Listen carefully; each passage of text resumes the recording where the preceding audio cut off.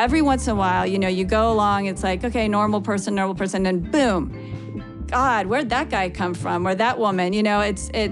These are kind of once in a century, once in a generation characters. Welcome to Good Citizen. I'm Ted Roosevelt. Our guest, Candice Millard, like many others, wrote a book about Theodore Roosevelt. But hers, River of Doubt, tells a fascinating story that even I didn't know. It's not about his presidency, and it's not about our national parks, no Rough Riders, no teddy bears. Instead, it reveals a death-defying expedition through the Amazon jungle, full of both dark failures and momentous successes. But it's not just an adventure story. It's about leadership, character, and the love between a father and a son.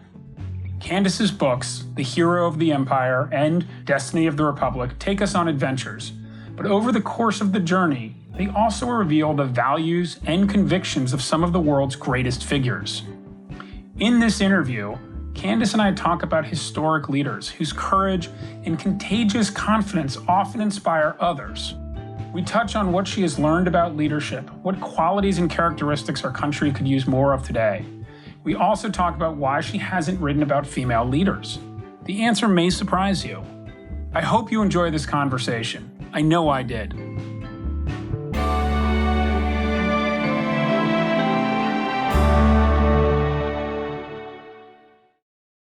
Well, I'm really excited to be talking to you because you've written 4 phenomenal books. But the first one, your first book ever, was on TR and his journey down the River of Doubt. And I'm really curious how this book found you, or how this story found you, because I've read quite a bit about TR in my life, not surprisingly maybe. And candidly, I didn't know anything about this story until I read your book. Right, you're not alone. So I was working at National Geographic at the time. I was an editor and writer there and living in Washington, D.C., and was going to move to Kansas City. I had gotten married. My husband has a company here, and I was looking for an idea, something I could write about, and something that I could really sink my teeth into and really feel passionate about, because I knew that it was going to take years of my life.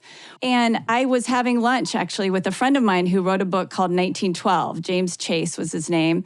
It's obviously about the election that takes place right before this expedition. And he said, and I told him I was looking for a book idea, and he said, have you ever heard about this trip that Theodore Roosevelt took down this unmapped river in the middle of the Amazon? But because this took place after his active political career, not many people had paid much attention to it. Usually get like a couple of pages maybe about, oh yeah, and then he went to the Amazon. So I went back and I started researching it. And my poor husband was a victim here, because I was literally calling him, every 10 minutes, like, oh my God, this is incredible. Roosevelt nearly took his own life on this trip. One man drowned. One man was murdered. They left the murderer in the jungle to certain death. It's just insane. And it's set in the richest ecosystem on Earth. Just this unimaginable story that gives you all kinds of leeway and all kinds of opportunity to talk about bigger ideas. One of the first takeaways I had in reading the book was it's hard to imagine how poorly planned this trip was, given that it was a former president. Was there something about that was compelling to you? Because it's in contrast to, I think, what a lot of people think about when they think about sort of one of the great leaders of the 20th century. The trip was sort of a disaster from the start. Absolutely. And it is. It's in stark contrast to Roosevelt's character and everything he had done before then. He had gone on many difficult, dangerous expeditions, and he had been extremely careful in his planning. Roosevelt had almost 2 terms as president, right? And he thought he was not going to run again. He goes to Africa and he sort of anoints Taft to be his predecessor. He's really unhappy with what Taft is doing, and he decides to run again.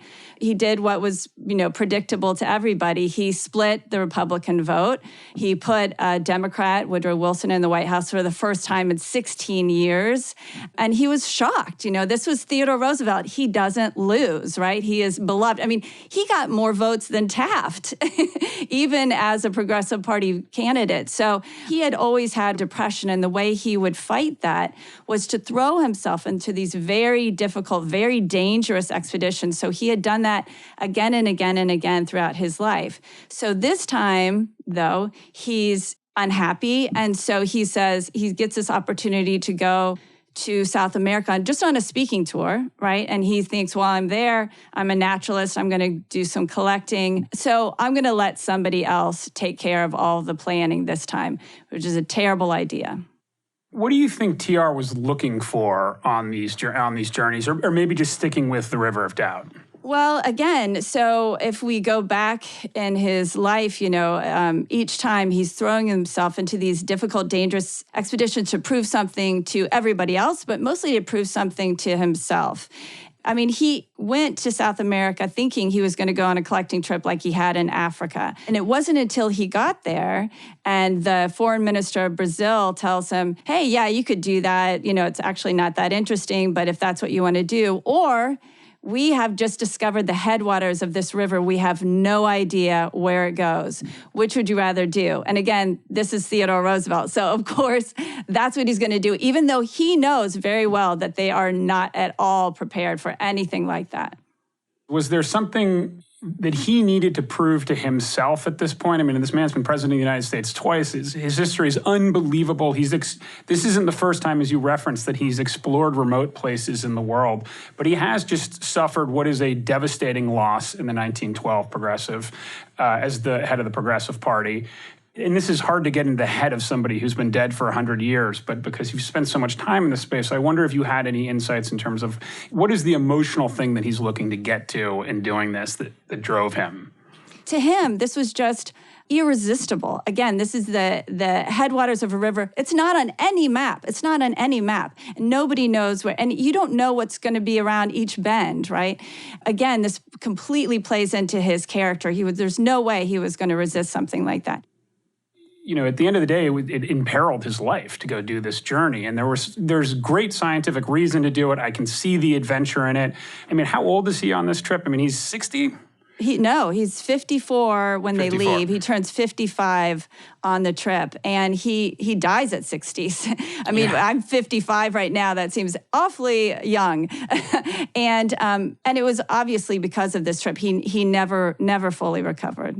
It was the moment where he basically asked to be left behind. He asked for a lethal dose of morphine, I believe, because he's become a burden on the trip.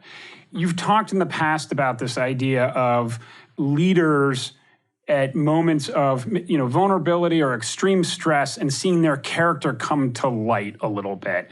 Was that a moment for you as you were doing this exploration where you thought, this is a story that's telling us something about TR that we didn't know before?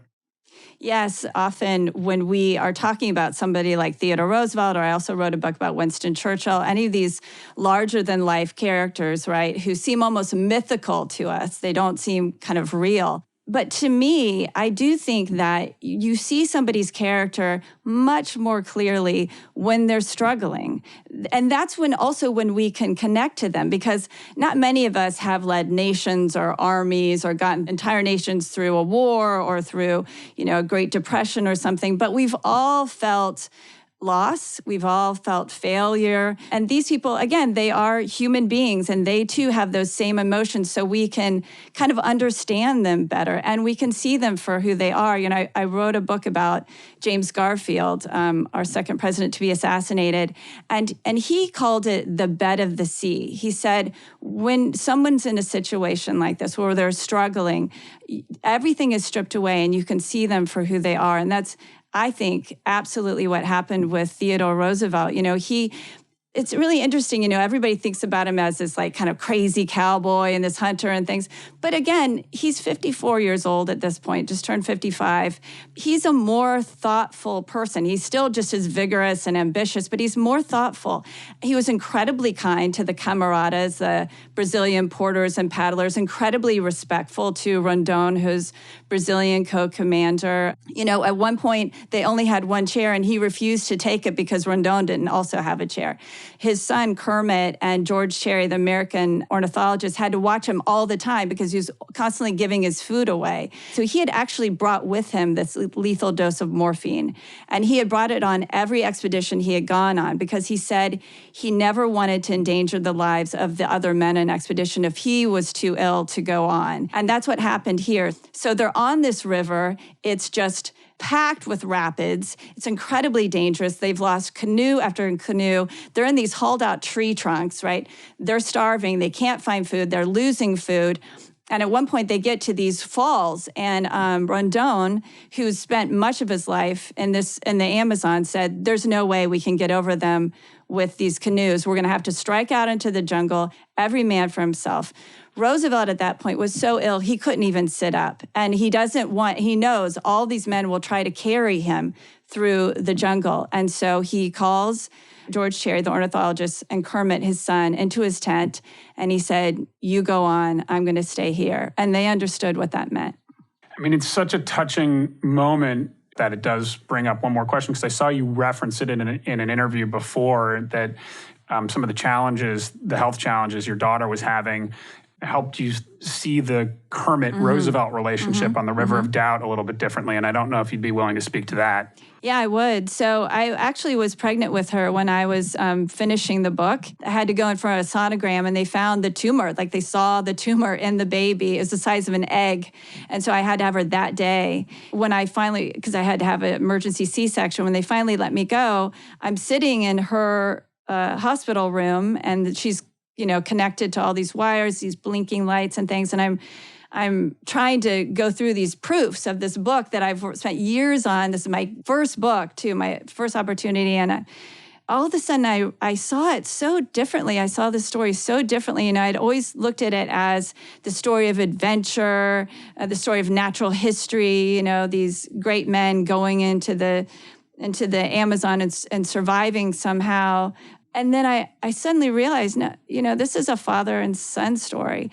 And that's, we didn't talk about that. But the only reason Roosevelt didn't die in the Amazon, didn't take his own life, is because of his son.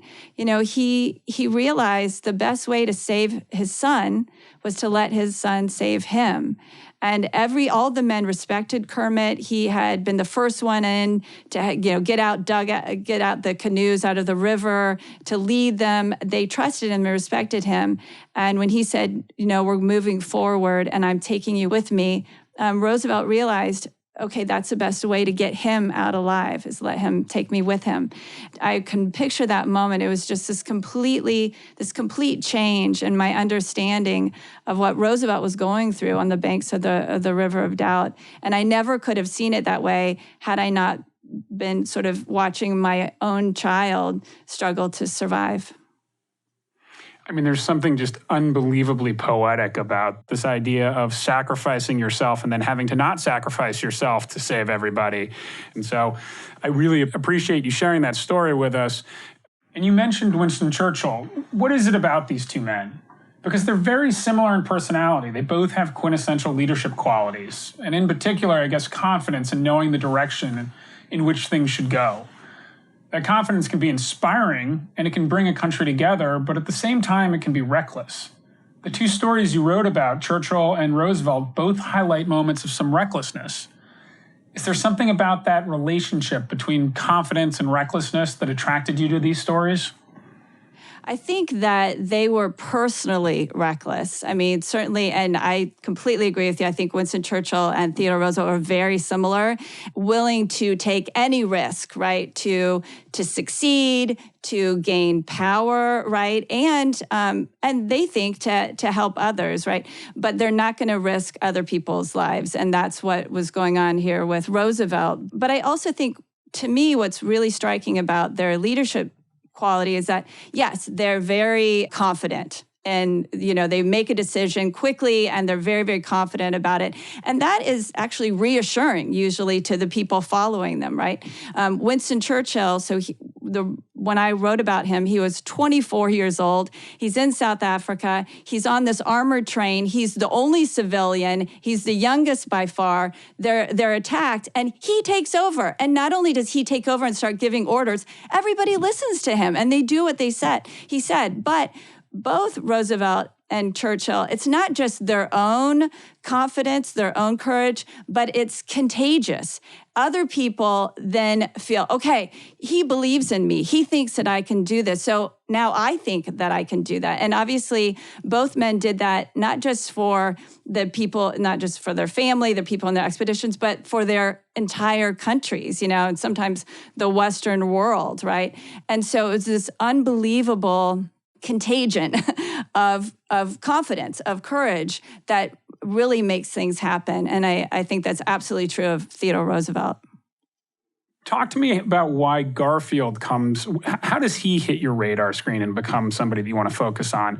And before you even answer the question, I just have to give this anecdote because it literally happened last week as my daughter came home from school. And every day my kids come home from school, I ask them, what's something interesting that you learned today? And she said, I learned that Garfield died not because he was shot, but because the doctors kept sticking their fingers into the bullet hole. And then as I was doing research on you, discovered that was your insight. So it's absolutely true. She's right. She's so right. So James Garfield was, I think, very different from Roosevelt. He was quiet. He was modest. He didn't want to be president. He was sort of thrust into this position. But he was he was equally brilliant and had a heart to match his mind. Our last president born in a log cabin. His dad died before he was 2. He didn't have shoes until he was 4. But he put himself through college. His first year, he was a janitor and a carpenter to pay his tuition. By his second year, they made him a professor of literature, mathematics, and ancient languages. While he was a sophomore in college, he became the president of the college when he was 26. When he was in Congress, he wrote an original proof of the Pythagorean theorem. He hid runaway slaves. He was a hero during the Civil War for the Union Army. He was instrumental in bringing about black suffrage. So he was just this extraordinary person, and I believe would have been one of our great presidents if he hadn't been shot just a few months into his first term. So what brought me to him was Alexander Graham Bell, and I stumbled upon this fact that Bell tried to help save Garfield's life by inventing, it was basically the first metal detector to try to find the bullet in him. He probably would have been fine. The bullet didn't hit any vital organs. It didn't hit his spinal cord, but his doctors kept inserting unsterilized fingers and instruments in his back, and it was a horrible death, as you can imagine. Again, it was this incredible leadership. I mean, he meant so much to our country.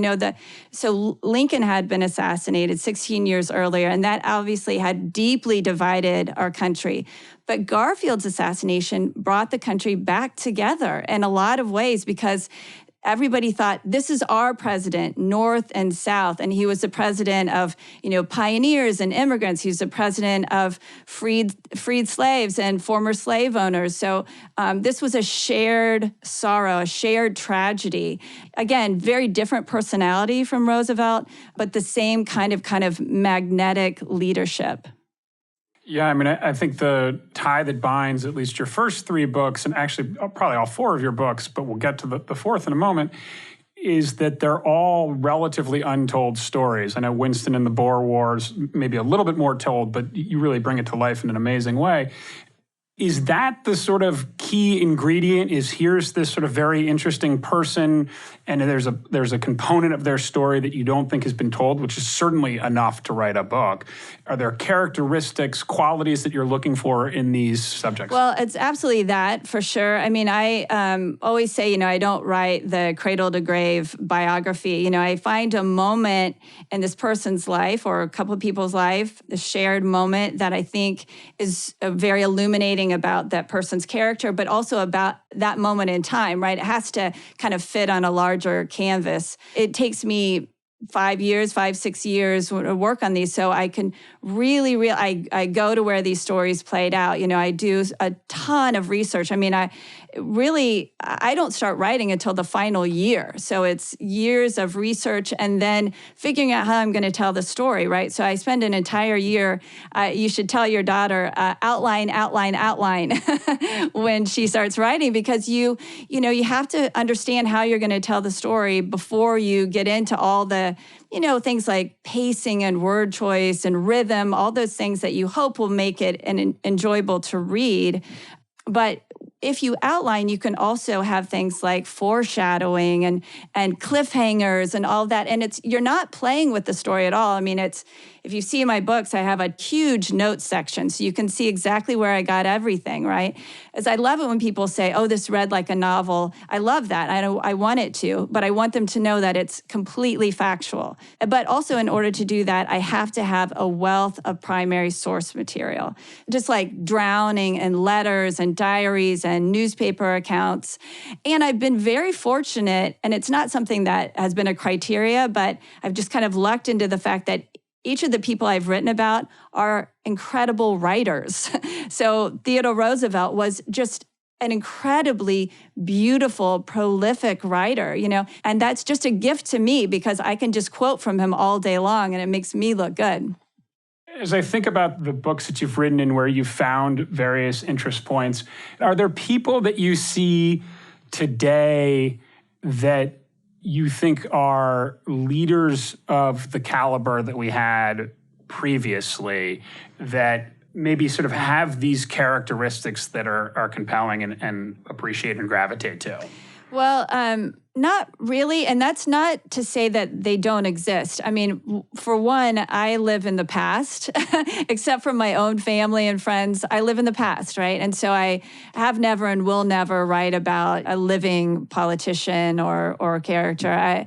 I live for letters and diaries and things, and people don't really write those anymore, right? And so there's just not that much you can get out of a tweet or a text or even an email, right? I mean, it just doesn't have the same sort of gravitas as when you pick up a pen and you write. And so I would say it's not so much the timing, it's just these are kind of once in a century, once in a generation characters. Every once in a while, you go along, it's like, okay, normal person, and boom, God, where'd that guy come from? Or that woman? They're just unique. You talk about Garfield's assassination kind of bringing the country together. We had a moment, 2 years ago with COVID, and it seemed to divide the country. Are there things that you see or would like to see that you think might help unite a country that feels particularly fragmented at this point? To me, and I live in the Midwest, and I grew up in the Midwest. I grew up in Ohio. I live in Kansas now. My politics are very liberal, but a lot of people I know, obviously, from my childhood and now, they're more conservative, but they're good people on both sides. And to me, what we're lacking is just listening respectfully and giving people the benefit of the doubt. Like if you say, oh, this person, for instance, voted for Trump, they must be the devil, or they voted for Biden, they must be the devil, you're never going to get anywhere. And obviously, this is not a new insight, but normal human decency a lot of times, and just calming down, just calm down and listen and be respectful, and we can get somewhere together. We're not always going to agree, but we can move forward. That's my hope. Well, I would just completely echo and agree with that sentiment and this idea of listening and even vulnerability from leadership, the sort of sense of like, maybe not say it this way, but I'm doing my best. We don't have all the information right now. And I'm not sure what that looks like today to have that type of leadership where somebody is leading with listening, leading with vulnerability. Right. I agree. I mean, many, I guess every president, I hope, had advisors, right? And I know, for instance, that Obama had a lot of historians. He had a group of historians who advised him, because I know Doug Brinkley, and I know he was one of them.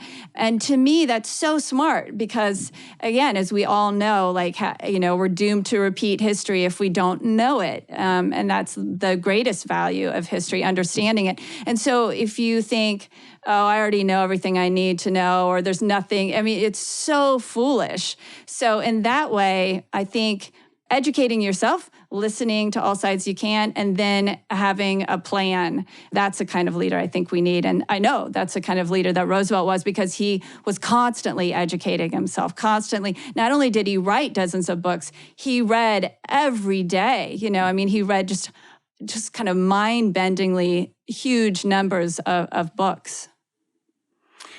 Candice, I don't know if you've spoken about this publicly, but what are you looking at working on now? I know you had a book come out in 22, so maybe you're just taking a breather, but do you ever stop? Are you always looking for the next story? Well, the great thing about my job is that it's what I want to do. I always think, I can't believe I get paid to do this. And my kids make fun of me because I literally have no hobbies except reading. I mean, I'm terrible at crafts. I can't cook. I just like to read. If I have time, I just like reading. So my next book, I'm very excited about. It's set in World War I in occupied Belgium.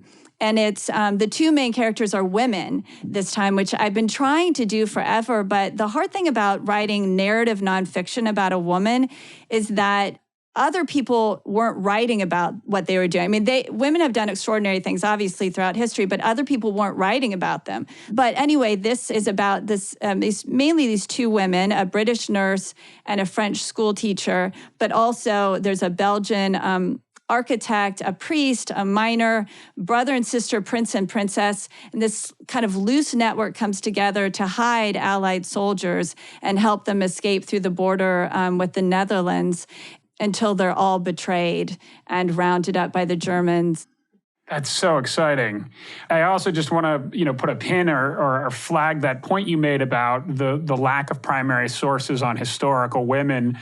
It's sort of one of those, of course that's true, but I had never really thought about that in the context of, the challenge of bringing more female stories and women's stories into the historical narrative, is that there is this sort of systemic bias of not having the primary sources in place that make it a little bit challenging. Exactly.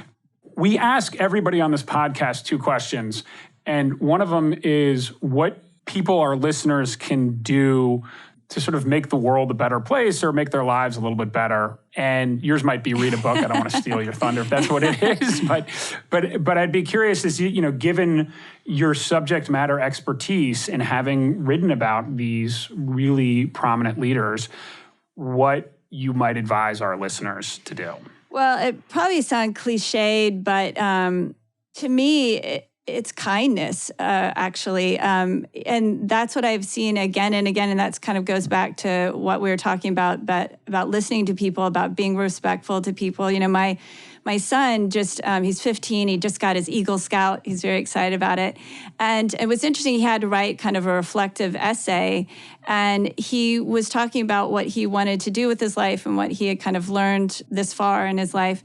And it was the importance of kindness, and not just like it'll have this kind of ripple effect, which it does, but and how you feel about yourself, and the kind of person you are and the kind of person you want to be. And I always think, if everybody could just sort of take a breath, and when they get upset about something or they feel offended or ill-used or whatever it is, I know that it sounds easy and cliche, but it's actually not particularly easy, I think, a lot of times. And I think it would have just a tremendous, tremendous effect. I think it would be, honestly, transformative. I mean, I love that. I absolutely love that answer. The other question that we have is there an organization that you think our listeners should check out that is particularly, doing great work? Oh, there's so many organizations. That's interesting. So to me, I have just, if you don't mind, I'll just say something personal because my second daughter was born with neuroblastoma, which is a type of childhood cancer. One of the many, many things I learned, she's graduating from high school this year. We're incredibly lucky. One of the many things I learned from that is how little support childhood cancer research gets because, if you look at all the people getting cancer, it's a relatively small group. And so, pharmaceutical companies aren't putting money into it. Unfortunately, the government isn't putting money into it. And so there's an organization called Band of Parents. There's also Alex's Lemonade Stand. There was this little girl who herself, she had neuroblastoma, and she started this lemonade stand to try to raise money for research. And unfortunately, she ended up dying, but her organization lives on. And those are the ones that matter the most to me. That's another excellent one. And thank you for bringing that up. And thank you for sharing that. I just don't think there's anything more trying than having a not well child. So congratulations that things have worked out. And I'm glad to hear it. Thank you. We're extremely lucky, and I have all the gratitude in the world, as you can imagine, for doctors, nurses, research scientists. Thank you, thank you, thank you. I mean, they're doing God's work.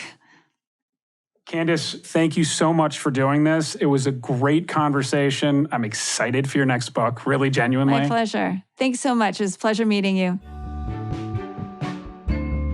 I want to thank Candice for talking with me. Her passion for history is contagious. But what really interested me was to hear how history and her personal life intertwined, how her daughter's health struggles opened her eyes to the relationship between TR and his son Kermit. It helped me, and I hope you, understand Theodore in a new, more personal light. It is just another example of how, as she says, history has a lot to teach us. And she made a great point.